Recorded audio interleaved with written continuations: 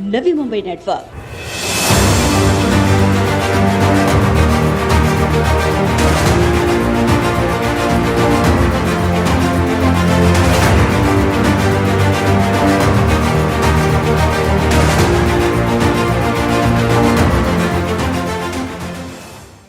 वाशी प्रभाग क्रमांक 27 की राष्ट्रवादी कांग्रेस पार्टी की पूर्व नगर सेविका दिव्या गायकवाड़ ने राज्य गृह निर्माण मंत्री जितेंद्र आभार और आयुक्त अभिजीत बांगर के बीच संपन्न मुलाकात में अपने प्रभाग अंतर्गत आने वाले वाशी सेक्टर 8 स्थित होल्डिंग पॉन्ड की सफाई का मुद्दा बड़े ही प्रखरता के साथ उठाते हुए कहा कि 14 वर्षों से उनके विभाग में होल्डिंग पॉन्ड की सफाई का मुद्दा प्रलंबित है, जिसे लेकर उन्होंने हर प्लेटफॉर्म पर आवाज उठाते हुए आयुक्त से लेकर उप मुख्यमंत्री अजीत पवार और पर्यावरण व वातावरण बदल विभाग की प्रधान सचिव मनीषा महेश्कर से भी मुलाकातें की हैं। दिव्या गायकवाड़ ने कहा कि आयुक्त ने होल्डिंग पॉन्ड की सफाई को लेकर वन विभाग अंतर्गत सभी अनुमतियां प्राप्त करवाकर प्रधान सचिव मनीषा महेश्कर को सुपुर्द कर दिया है, मगर बावजूद इसके उन्हें मनीषा महेश्कर ने अप्रैल में प्रस्ताव MCZMA के पटल पर रखने का आश्वासन देने के बावजूद अब तक होल्डिंग पॉन्ड की सफाई के प्रस्ताव को पटल पर नहीं रखा गया। होल्डिंग पॉन्ड साहेब तुम्हाला जर माहित असेल की नवी मुंबई लो लाईन एरियामध्ये आहे, स्पेशली CBD एरिया आणि ज्या एरियाला आम्ही रिप्रेझेंट करतो 678 तिकडे होल्डिंग पॉन्डची वाशीमध्ये लास्ट 14 इयर्स त्याची साफसफाई झालेली नाही। I am been following up with Bangar sir, he is been cooperative. जेवढ्या NOC पाहिजे होत्या त्या त्यांनी फॉरेस्टच्या असो काय तर त्यांनी दिल्या आणि मनीषा महेश्कर मॅडमकडे पाठवल्या। कारण का मी आणि वैभव आम्ही मनीषा महेश्कर मॅडमला सुद्धा भेटलो, त्यांना सांगितलं की तो विषय सर पटलावर घ्या, लोकांच्या घरामध्ये पाणी जातं इव्हन दुकानामध्ये। तर त्या आम्हाला म्हणाल्या होत्या की मी घेणार म्हणून एप्रिलमध्ये, but sorry I don't know what's the reason she has not taken it. अजितदादांना पण आम्ही 2-3 वेळा या इश्यूला प्लीज सर। दिव्या गायकवाड़ ने स्थिति की गंभीरता को देखते हुए जितेंद्र आभार को इस मामले में हस्तक्षेप करने की मांग की। दिव्या गायकवाड़ द्वारा उठाए गए सवालों की गंभीरता को देखते हुए जितेंद्र आभार ने बैठक खत्म होते ही तुरंत पर्यावरण और वातावरण बदल विभाग की प्रधान सचिव मनीषा महेश्कर से संपर्क साधकर इस मुद्दे को वॉर फुटिंग में लेने की सूचना जारी की, जिसके पश्चात जितेंद्र आभार ने आश्वासन दिया कि जल्द एक्शन दिखेगा। इस दौरान नवी मुंबई नेटवर्क से खास मुलाकात में दिव्या गायकवाड़ ने कहा कि मुझे विश्वास है कि सालों से शुरू प्रयासों को जरूर सफलता मिलेगी। साथ ही उन्होंने कहा कि इस मुद्दे को लेकर उन पर कई बार आलोचना और आरोप भी लगाए गए, मगर मुझे श्रेय की राजनीति से नहीं बल्कि जनता से जुड़े प्रश्नों की निराकरण करने से मतलब है। मैडम, आज जितेंद्र आभार साहब आए थे, आयुक्त से मिले हैं, होल्डिंग पॉन्ड का मुद्दा उनके समक्ष रखा, क्या मांग थी आपकी? मैडम, मैं यही कहना चाहती हूँ कि जो मैंग्रोव्स है वो भी पर्यावरण से जुड़े हुए हैं और आज हमारे कैबिनेट मिनिस्टर आवाड सर आए थे कुछ इश्यूज़ को लेके, कमिश्नर सर हमारे जो बांगर सर हैं उनसे बात करने के लिए।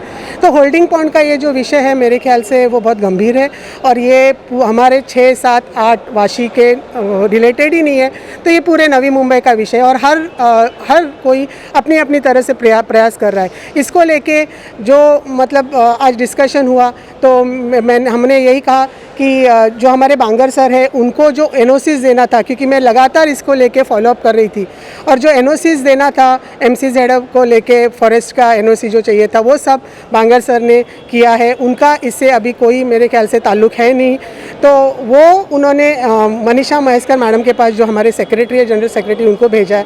अभी उनको ये टॉपिक जो विषय है MCZMA का उन्होंने वो पटले पर लेना है।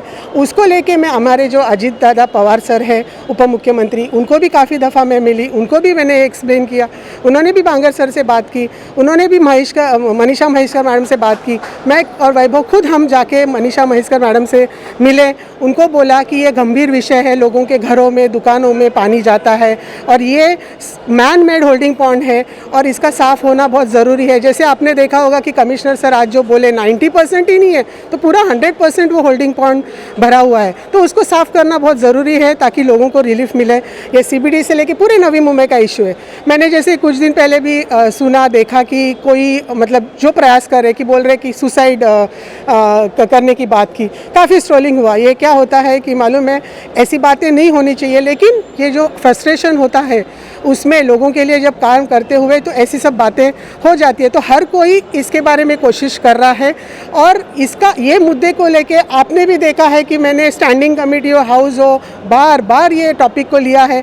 लेकिन अभी प्रॉब्लम ये है कि जैसे अवार्ड सर से, कैबिनेट मिनिस्टर से बात की, उन्होंने भी कहा कि मैं मनीषा मैडम से बात करूँगा और उनको यही कहूँगा कि ये ये प्रपोज़ल है आप पटले पे लो, ताकि नवी मुंबई का जो इशू है होल्डिंग पॉइंट को लेके वो सॉल्व हो जाएगा।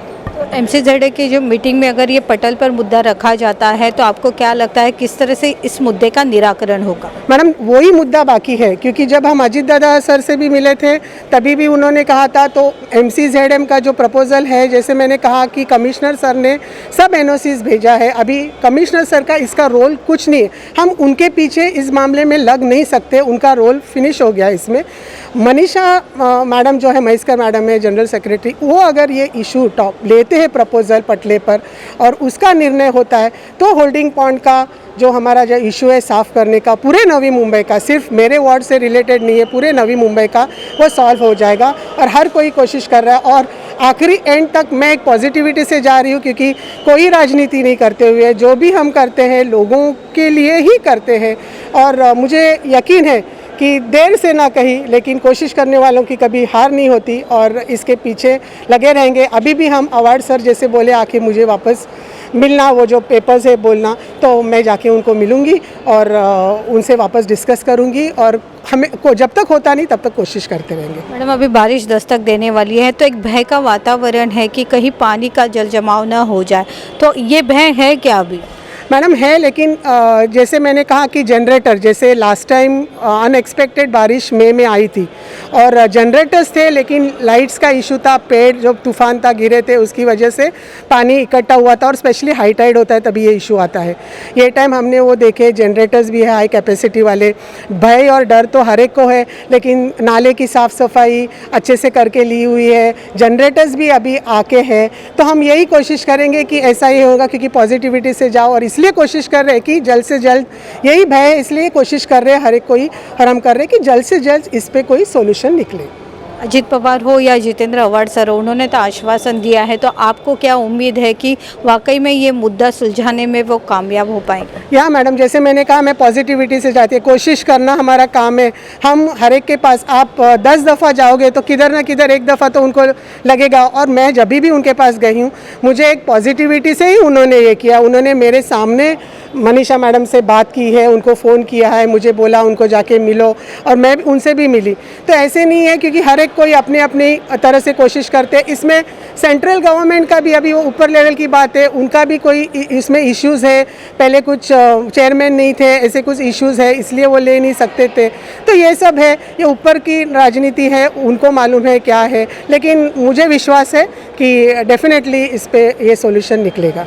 मैम आपने जैसे कहा कि राजनीति मुझे नहीं करनी है, तो आपको क्यों लग रहा है कि राजनीति एक वर्ड आपने क्यों यूज़ किया?